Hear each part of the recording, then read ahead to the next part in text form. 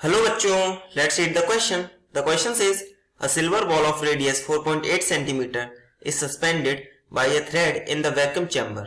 UV light of wavelength 200 nanometer is incident on the ball for some time, during which a total energy of 1 into 10 to power minus 7 joule falls on the surface. Assuming on an average 1 out of 10 to power 3 photon incident is able to eject electron, the potential on sphere will be. देखिए सबसे पहले question समझते हैं। Question में क्या दिया गया है, हमारे पास एक सिल्वर बॉल है जिसका रेडियस 4.8 सेंटीमीटर दिया गया है। इस पे हमें जो लाइट डाली गई है उसका वेवलेंथ है 200 नैनोमीटर और टोटल एनर्जी हमें दी गई है कि उस सिल्वर वाले बॉल पे कितनी एनर्जी पड़ रही है 1 into 10 to power minus 7 joule. और बोला गया हमारा कि हर 1000 फोटोन में से एक फोटोन एबल है किसके लिए, इलेक्ट्रॉन इजेक्ट करने के लिए। मतलब जब 1000 फोटोन उस पे गिरेंगे सिल्वर बॉल पे तो कितना इलेक्ट्रॉन निकलेगा, एक। तो हमें उस स्फीयर पर पोटेंशियल बताना है। तो सबसे पहले की कॉन्सेप्ट समझते हैं इस क्वेश्चन का। तो की कॉन्सेप्ट हम सबसे पहले फाइंड करेंगे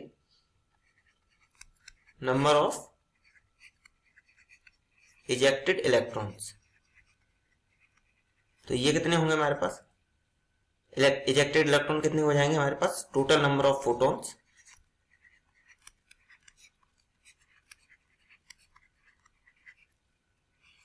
divided by 10 to power 3, because पर 10 टू पावर 3 फोटोन में से कितना इलेक्ट्रॉन निकलता है, एक। तो ये हो जाएंगे हमारे total number of ejected electron. तो इसी कॉन्सेप्ट को यूज करते हम इस क्वेश्चन को सॉल्व करेंगे। अब देखिए, अगर हम बात करते हैं कि हमारे पास एनर्जी हमें कितनी दी गई है, ये हमारे 1 into 10 to power minus 7 joule. तो बट एनर्जी हमारी होगी क्या, मान लीजिए हमारे नंबर ऑफ फोटॉन्स हम अगर n मान रहे हैं तो n into H C by lambda, this should be equals to 1 into 10 to power minus 7।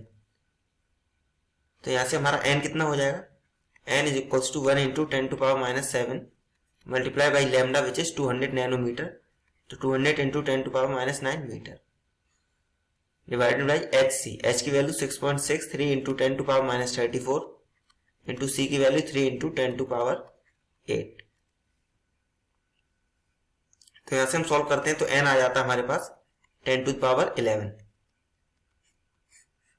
n की वैल्यू हमारे पास कितनी आ रही है, 10 टू पावर 11। तो हमारा n है यहां पर क्या है, n है हमारा टोटल नंबर ऑफ फोटॉन्स। तो टोटल फोटोन हमारे पास कितने आ गए, 10 टू पावर 11। अगर हम बात करें नंबर ऑफ इजेक्टेड इलेक्ट्रॉन्स की, तो नंबर ऑफ इजेक्टेड इलेक्ट्रॉन्स, तो ये हमारे पास कितने हो जाएंगे 10 to power 11 by 10 to power 3 which means 10 to power 8। तो टोटल चार्ज कितना हो जाएगा हमारा, टोटल चार्ज हो जाएगा हमारा 10 टू पावर 8। ये तो इलेक्ट्रॉन्स हो गए और एक इलेक्ट्रॉन का charge 1.6 into 10 to power minus 19 coulomb. तो अगर हम इसकी बात करें तो ये आ जाएगा हमारे पास 1.6 into 10 to power minus 11 coulomb.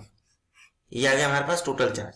अगर हम बात करें पोटेंशियल की, तो पोटेंशियल हमारा क्या होता है के क्यू बाई आर। के की वैल्यू हम पुट करेंगे 9 इंटू 10 टू पावर 9, क्यू की वैल्यू हम पुट करेंगे, ये हमारा क्यू, तो क्यू आ जाएगा 1.6 into 10 to power minus 11 divided by R. R क्या हमारा रेडियस, तो रेडियस कितना है 4.8 सेंटीमीटर में है, तो हम इसको मीटर में कन्वर्ट करेंगे तो 10 टू पावर माइनस 2 से मल्टीप्लाई, ये 3 टाइम्स कैंसिल हो जाएगा। तो यहां से अगर हम पोटेंशियल देखते हैं और इधर से ये 3 टाइम्स कैंसिल, तो 3 into 10 to power 9 plus 2 minus 11 which means 3 into 10 to power 0 which means 3 into 1। तो पोटेंशियल हमारे पास कितना आ गया 3 वोल्ट। तो हमारा करेक्ट आंसर क्या हो जाएगा 3 वोल्ट। अब हम करेक्ट ऑप्शन की बात करें अगर, therefore option C is the correct answer for this question. Hope you understood it well. Best of luck. Thank you.